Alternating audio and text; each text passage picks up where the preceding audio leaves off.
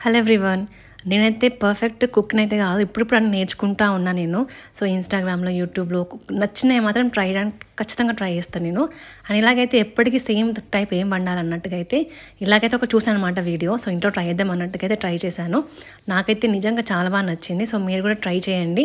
And ఇలాంటి recipes మీరు try చేసి ఉంటే నాకు కమెంట్‌లో చెప్పడం అయితే మర్చిపోవద్దు. ఒక మిక్సీ జార్‌లో అయితే ఒక ఆనియన్, టమాటా, వెల్లుల్లి మనకు నచ్చినంత వేసేసుకొని మంచిగా మిక్సీ పట్టేయాలి. ఉప్పు, కారం మంచిగా పట్టించేసి అండ్ ఒక ప్యాన్లో అయితే ఆయిల్ వేసేసి జీలకర్ర, కరివేపాకు, పచ్చిమిర్చి వేసి మంచిగా రోస్ట్ చేయండి. తర్వాత చిన్న కట్ చేసుకున్న ఆనియన్ కూడా వేసేసి మంచిగా కలపండి.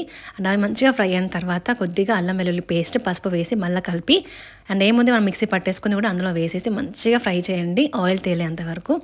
తర్వాత పాలకూరను యాడ్ చేసి తగినంత ఉప్పు, ధనియాల పౌడర్, కొత్తిమీర యాడ్ చేసి ఇలా ఒక 10-15 నిమిషాల వరకు మంచిగా కలుపుతూ ఉండండి. పాలకూర ఇంకా చాలా టేస్ట్గా రెడీ అయిపోతుంది. వేడి వేడి అన్నంలో చాలా బాగుంటుంది.